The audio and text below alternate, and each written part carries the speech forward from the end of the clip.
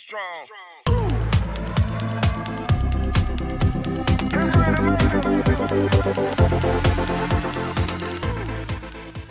Hello, this is Victor from parmeTECH, and I'd like to go over one of the most common things I've seen in the field as a field engineer for 25 years working with Xerox and Lexmark. This is a fairly simple fix that a customer can do without placing a service call or waiting for the technician to arrive either the next day or 4 hours or however long it takes him to get there.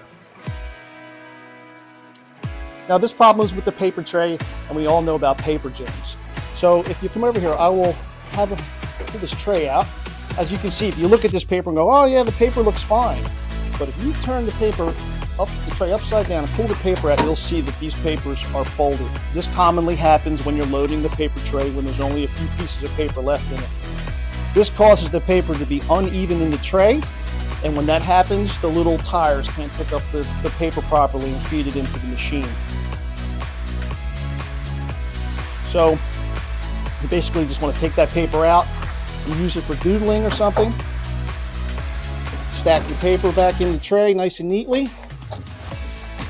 Give it a little shimmy, a little shake, and then place the tray back in to the printer. Now, there is one more thing I'd like to show you. Today's printers are made with a lot of plastic, and this is called a paper size selector. It's for having different size paper in the tray. And you can see how it moves back and forth. Sometimes these move, and if this happens, your paper will sit like that, away from where the rollers pick it up. This will also cause paper jams.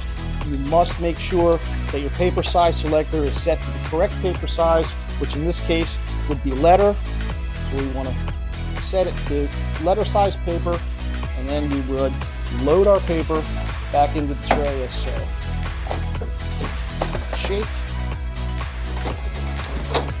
Voila, you don't have to wait for a printer to finish. For more tips and tricks, please follow us and subscribe.